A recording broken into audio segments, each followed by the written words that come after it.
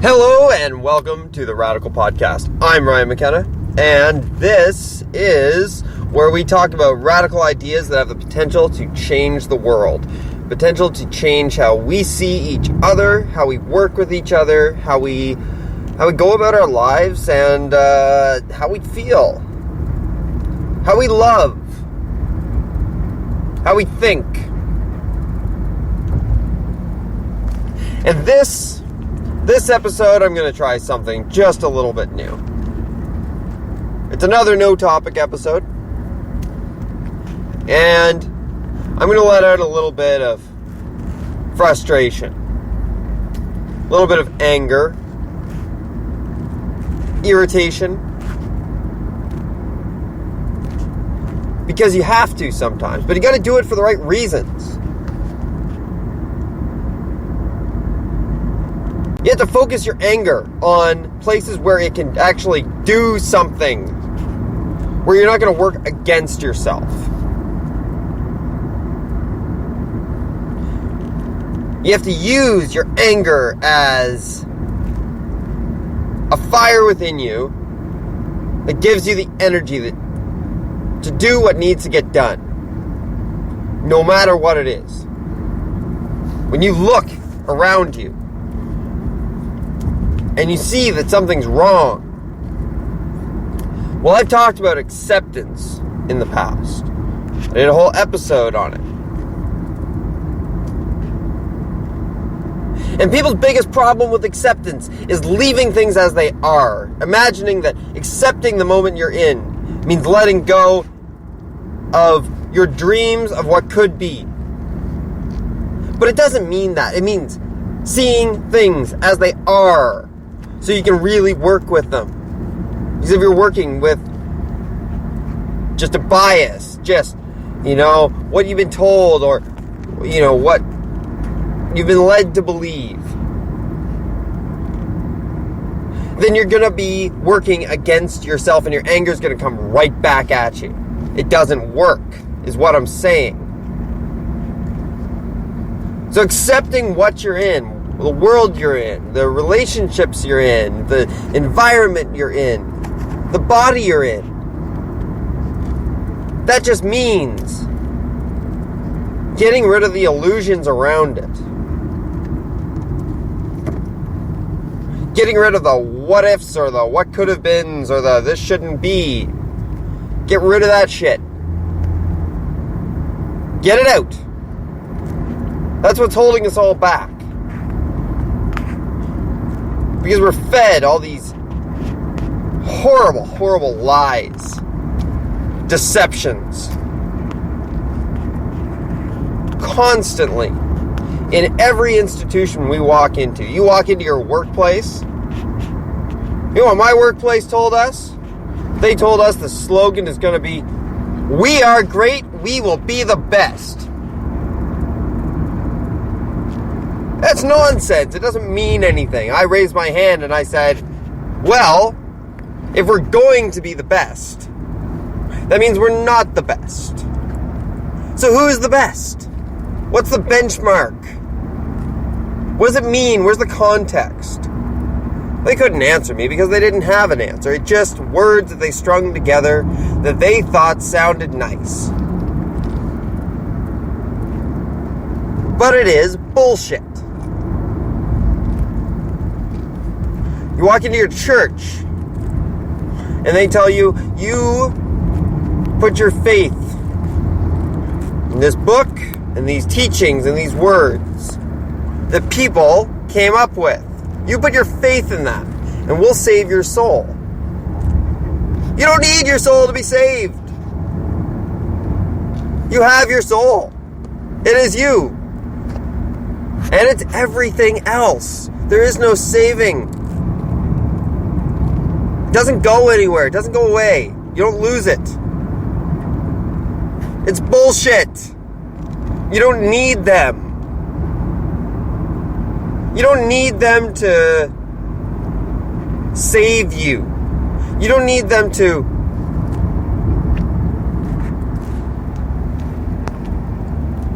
lie to you.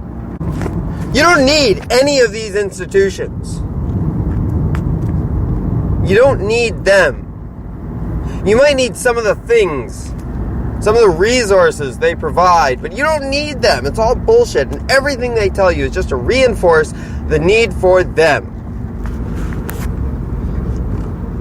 The idea that you should hand over what you have to them so that you can get the things or the resources, the connection that you need. We can do better. Your soul's in you. The universe is in you. God is in you. It goes through you. It has to. It's how you exist and how the rest of it all exists. So why would you have to go to some building to listen to another human who's no different than you tell you what you need to do in order to save your soul? It's garbage. It's bullshit.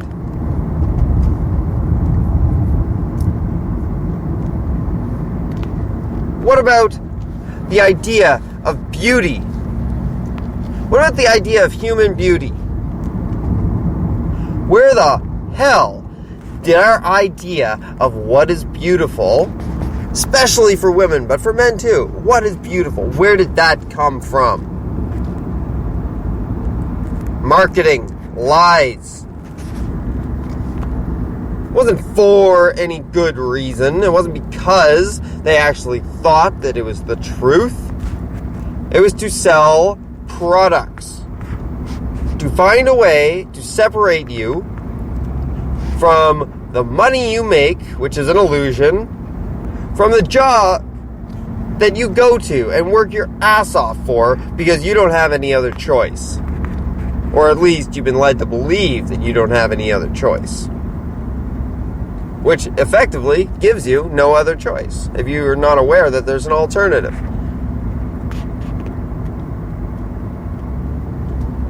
It's all set up to separate you from the things that matter. Because the things that matter make them irrelevant. Your community matters. Walmart doesn't matter. They say, oh, well, we provide jobs. Well, no, you steal jobs. And the money that people spend at your store leaves the community. You are a giant funnel sucking the money out of communities everywhere. Just taking it and putting it somewhere in your little hoarding vaults or accounts so that you can consolidate more wealth and power than you already have, which is already obscene.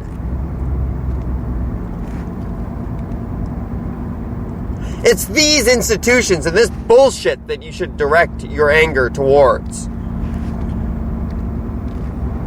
One of my frustrations is that activism has been co-opted.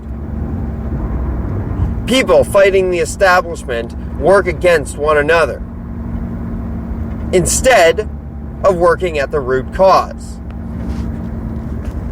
Any of you who have done any bit of activism can see this. If you try to do something like Occupy, it inevitably devolves into singular issues.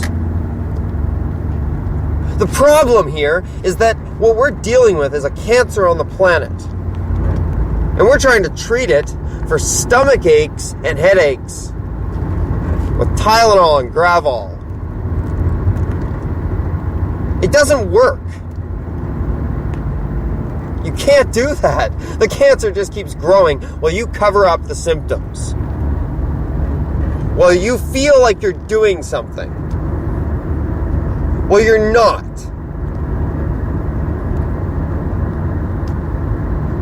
If you are not fighting the fact that 62 human beings own over half the wealth of the planet, if you're not fighting that, I don't know what you're working on, because you're not going to accomplish anything. Oh, they might appease you Because at the end of the day, it's the profit margin that matters. So they might include greater ethnic diversity in their workforce because they don't care about ethnic diversity. They don't care if it's there or if it's not there. They care about the effect on their bottom line. So if less people are buying their products or working for them, then they can't make money. So they don't care if they have an ethnically diverse management team or a gender-balanced management team. They're going to brainwash those people the same way. It doesn't matter. All you have to do, really, is get together and then ask, and they'll do it. If it means that they're going to make more money, or if it means they won't make less money. It's not a hard equation to figure out. This is what matters to these people. Growing their power and wealth endlessly until it's all theirs.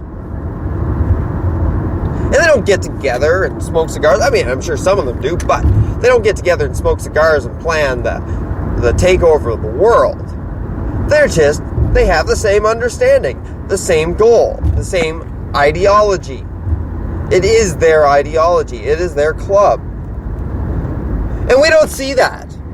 We focus on the lower level individuals all the time instead of looking at the system that's been created to perpetuate all this frigging, you know what, fucking nonsense. It's nonsense. It's bullshit. We have an entire world at each other's throats because it makes money for these fuckers. That's the entire reason why all this shit happens. Why do you think ISIS exists? Because of a proxy war in Afghanistan many, many years ago. Because of other proxy wars in Iraq, in Syria, between, China and the U.S. and Russia and the U.S. and, well, really, that just about friggin' covers it. It's just the U.S. They prop up these little regimes, these freedom fighters who are fighting with the same violence their oppressors are using against them, and they think that that's going to make a difference. The people, the 62 human beings, the corporate structures, the religious institutions, the governments, they understand that it is fear that keeps us fighting one another. And that is what they reinforce over and over again, and we keep eating it.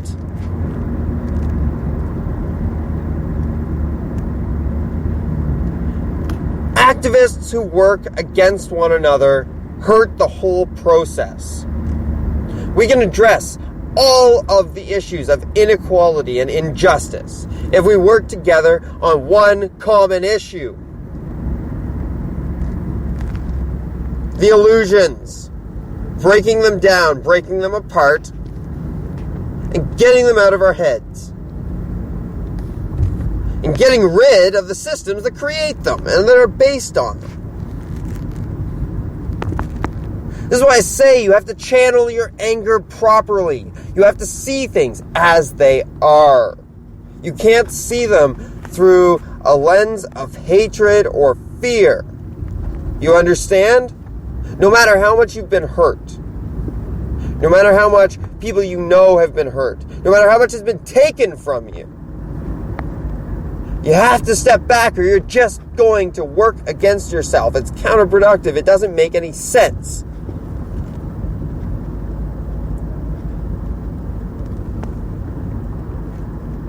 Cutting off the arm to spite the finger or something to that effect. When you fight against other activists who are trying to do the right thing, and who are trying to address the root cause, you're hurting your own cause. This is why I keep reposting the image saying there has to be a revolution, but it has to be a revolution of consciousness, of the way that we see things. Because we believe ridiculous bullshit. And we have for a very, very long time. Once you start to break apart one illusion, though, they all crumble. Once you start to see some truth, it lights up the room, banishes the darkness. Darkness cannot banish light, only light can banish darkness. That's a fundamental truth, and it works in many, many ways. I put my anger into this podcast because I believe that that energy will resonate with you. That you'll see that this isn't something that can wait.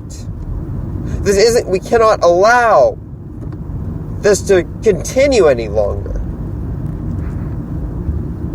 People have been saying the things that I'm saying for literally thousands of years. But ignorance and fear kept people from believing them. Ignorance and fear. But ignorance is dying because of people like you, people like me, all of us, going online, discussing, imagining, creating. We put our frustration with the world into our art, into our creations, into our words, into our performance.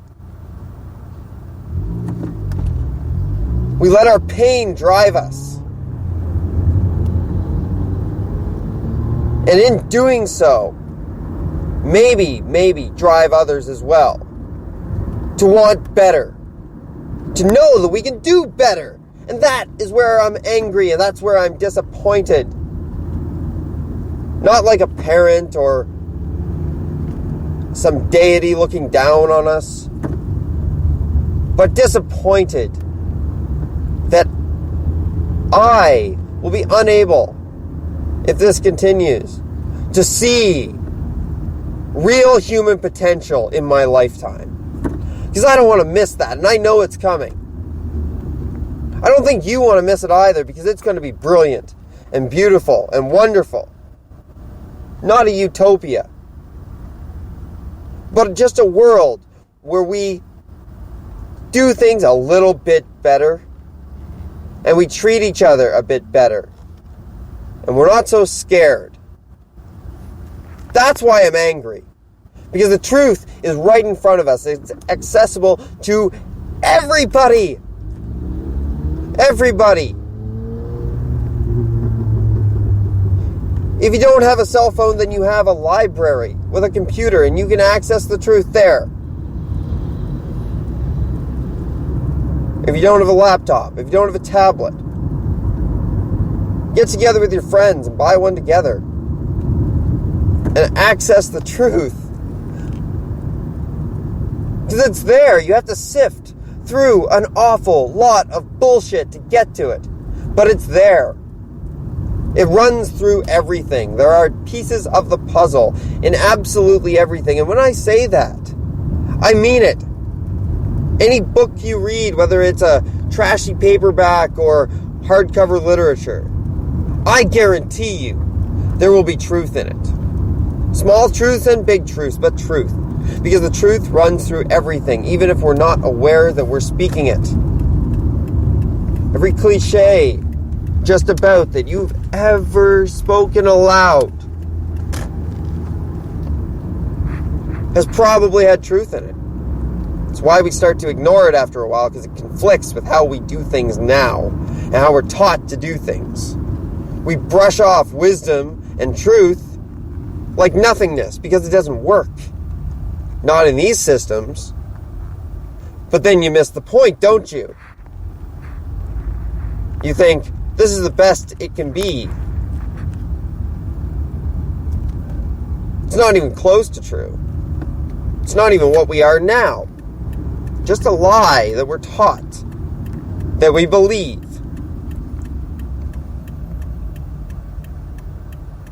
We can do so much better.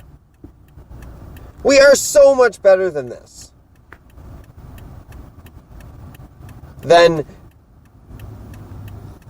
killing one another, raping one another. What the fuck is that?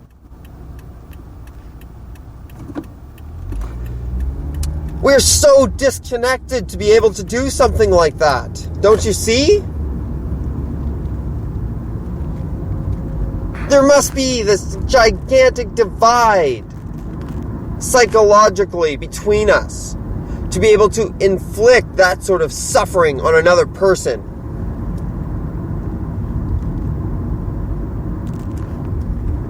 When we're really all connected, and that pain you're inflicting on someone else is coming right back at you, one way or another.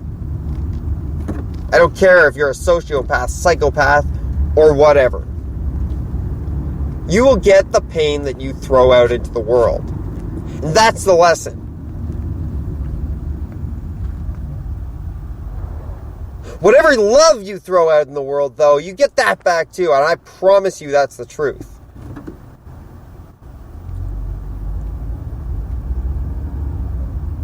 And it makes me angry to see people ignore love, to think nothing of it, to think that it's less important than anything else, because it isn't.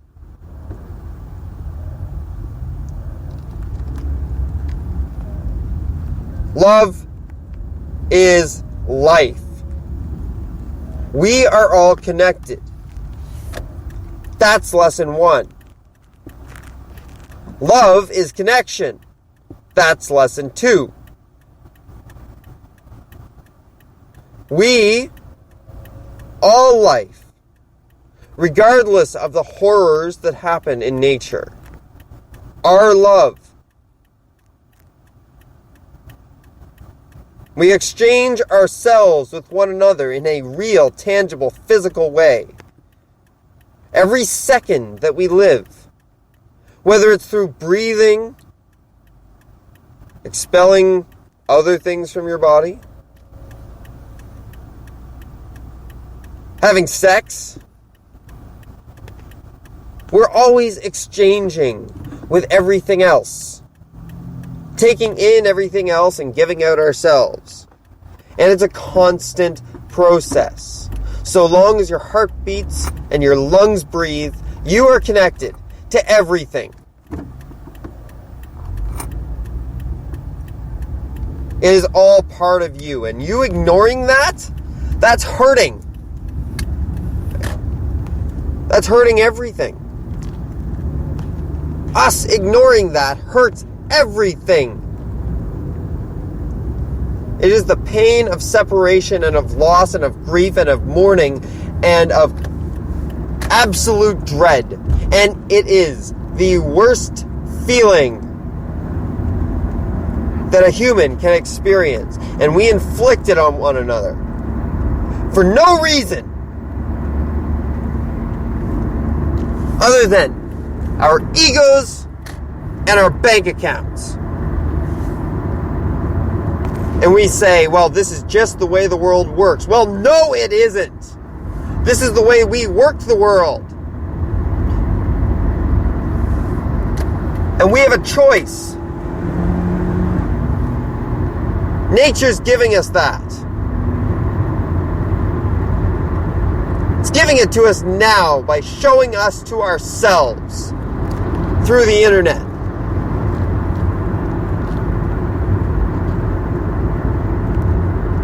So we can see our connection, how it exists in everything we do. How everything you do affects everything else does. And vice versa. Stop blaming each other. That doesn't do anything. It's useless. And nothing pisses me off more than useless, wasted suffering and effort. Counterproductive. It is such an absolute waste of human potential when we could be so much better. And we can work with what is. Because we are brilliant. It is our underestimation of ourselves, our poor collective self-esteem, that we think that we can't do better than raping and killing each other en masse. We can't do better than that. That's the way the world works. That's bullshit.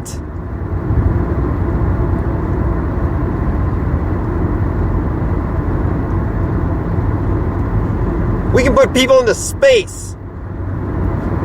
We can build a space station orbiting Earth. We can create a global communications network. We can cure diseases. Bring people back to life. And we can't do better than our most primal, basic instincts?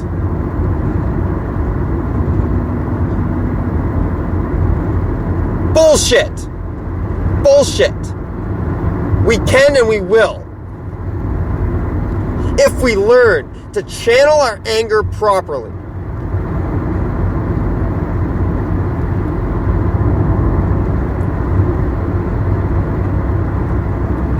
Are you angry?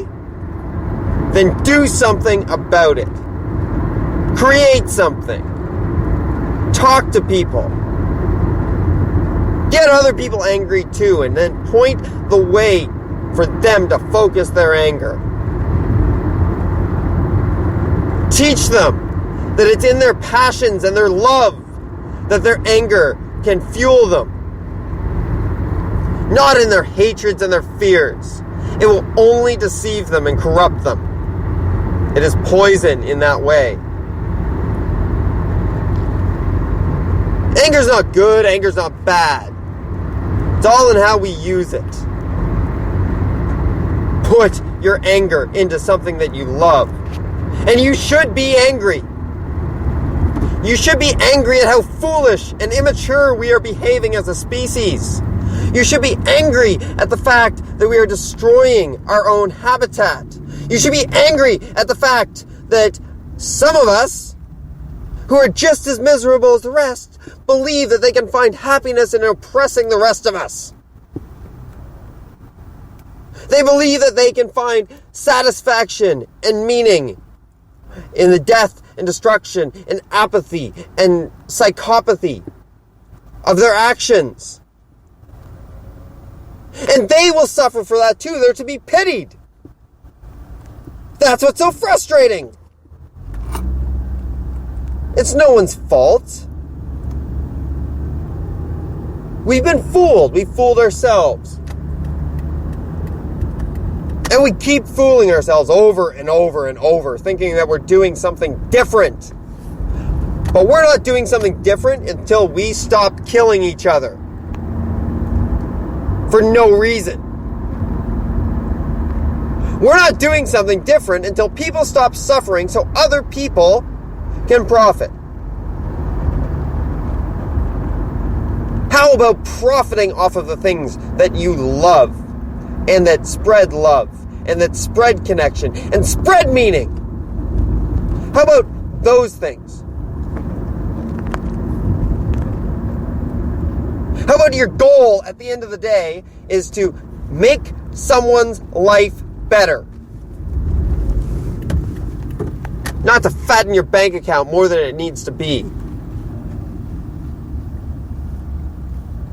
Not to own countries and people. And not to just passively say, well, that's just the way it is.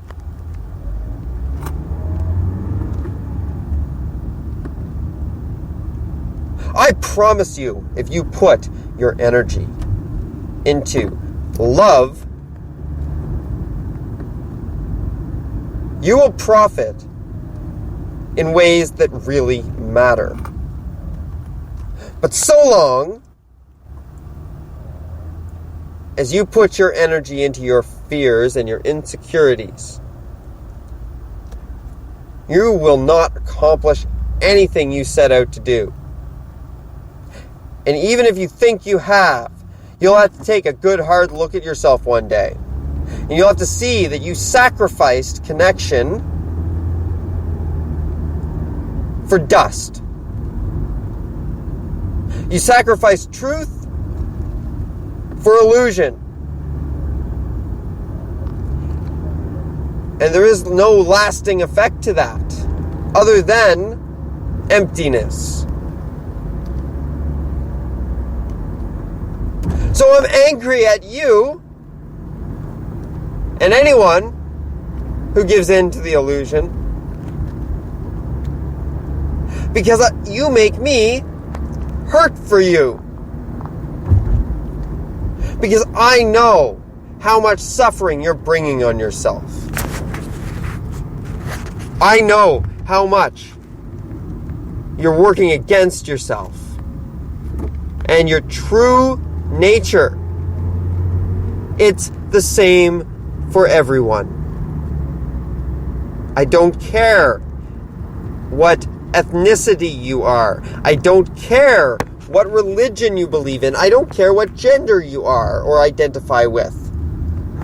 It doesn't matter. The earth flows through you. That means I flow through you, and you flow through me, and everything else. So don't give me, well, some people have different experiences.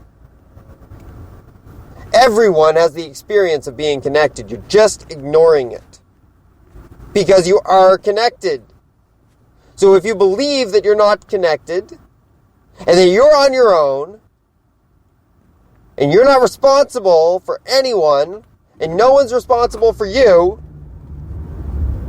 then you're lying to yourself. And you're believing the lies.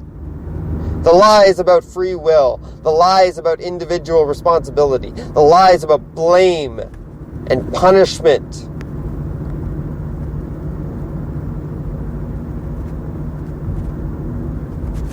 Consequences exist. There's nothing wrong with consequences.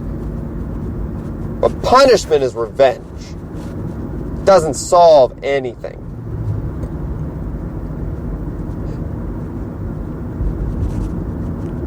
Punishment works on small children because it simulates consequences.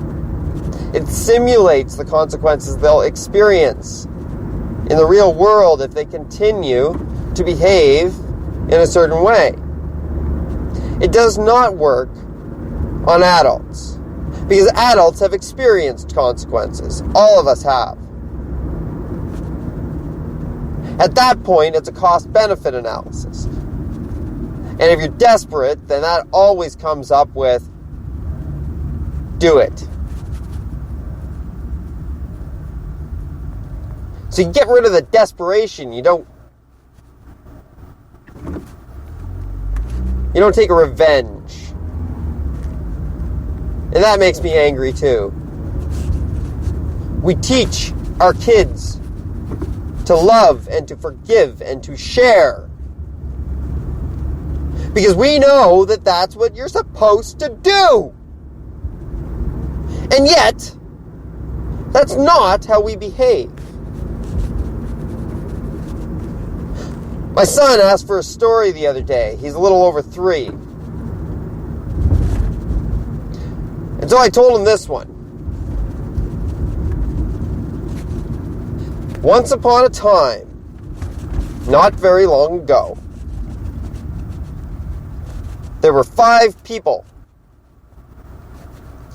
And these 5 people owned absolutely everything. Absolutely everything. They had all the toys. They had all the food. They had everything. And the 95 people came to them and they said, you have everything. And we're struggling. And we have no toys to play with. And we're sad. And we're hurt. And we want you to share with us. We want you to let us play too. And the 5 people said, well, these are ours. These are ours, and they were given to us, and we're not going to share them with you. We don't have to, so we're not going to. So the 95 people walked away, even more sad. And then, a few of the 95 people said, wait a second. There's only 5 of them. And there's 95 of us. So, the 95 people went back to the 5 people and they said, we don't like you very much right now. You're not being very nice. You're not sharing with us. You're not helping us. And you have everything. And that's not nice. And it makes us sad and it makes us hurt. So, there are 5 of you. And there are 95 of us. And if you do not start to share with the 95 of us, none of us will play with you anymore. Until you learn to share. None of us will say hi to you anymore. Or hug you anymore. Until you learn to share. And to be nice. And the 5 people said, what? You won't like us? You won't like us anymore? You won't share with us anymore? We can't be a part of it anymore? You can't be a part of it anymore until you learn to play nicely. And the 5 people said, well, we really don't want to be all alone. And all this stuff. Just stuff. Those are my friends. Those are my family. Okay, we'll share.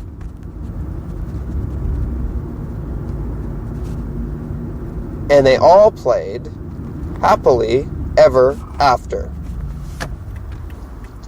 Now I can explain this concept to a 3.5-year-old. Why can't adults understand? On the one hand, they look at their children and they try to instill these values.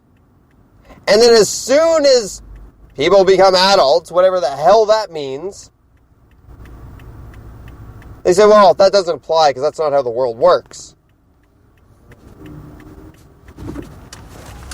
That's because you believe bullshit.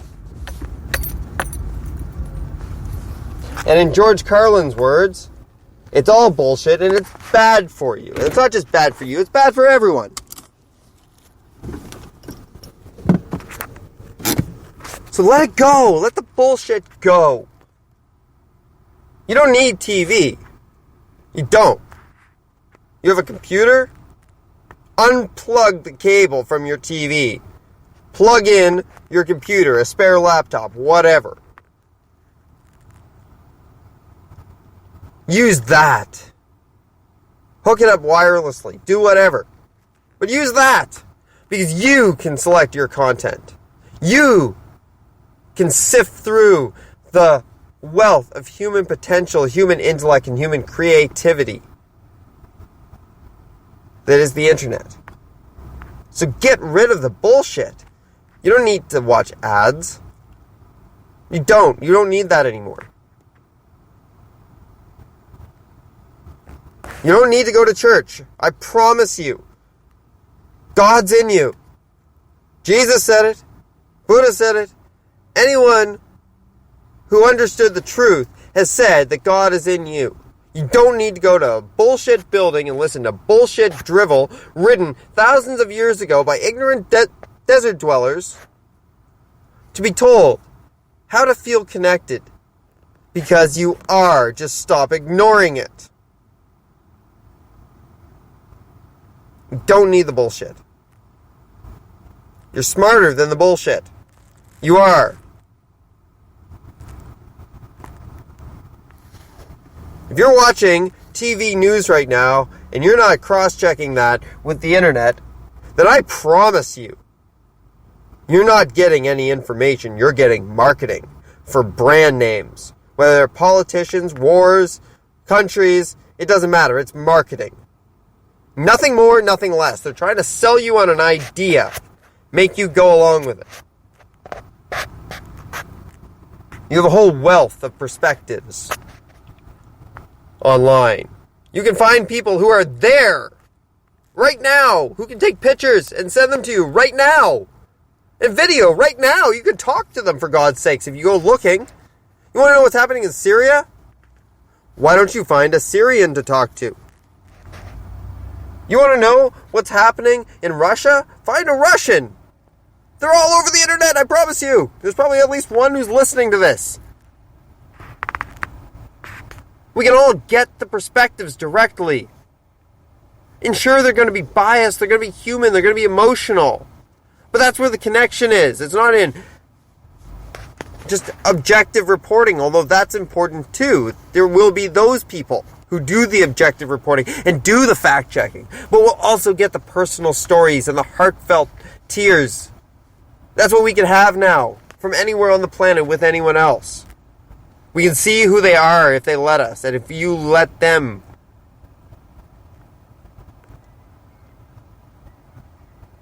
We are too fucking smart to be this goddamn stupid. We can do better. And we will. But only if we channel our anger properly. If we put it into things we love. And into spreading love and spreading ideas. And not to squashing ideas and not to hating people. Inciting violence. We're not going to get anywhere that way.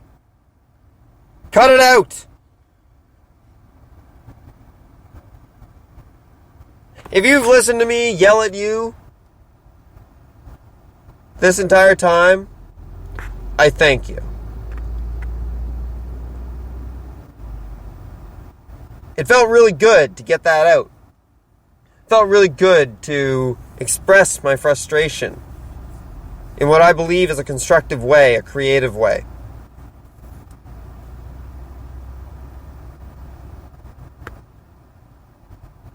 So I appreciate you listening to me bark into the microphone for going on 40 minutes now.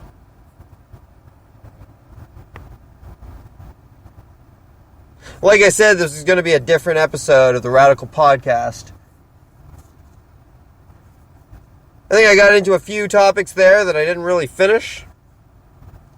You can look into them. You can send me a message asking me to talk more about it. This was a ramble episode, so if I went off on a tangent and didn't close up my thought, sorry. Ask me the question. I'm sure I'll have an answer for you, one way or the other. I'm going to leave it there for today. I'm still angry. And I suspect, as I watch tonight's Democratic primaries and caucuses in Alaska, Hawaii, and Washington, I'll probably be more angry a few times. And I plan on doing a commentary episode on my way home this evening. It'll be released around midnight, so if you're, well, it's Pacific time, incidentally. And I'll let you know what I thought about the outcome, whatever it may be. Thanks for tuning in once again to the Radical Podcast. Radically yours, I'm Ryan McKenna.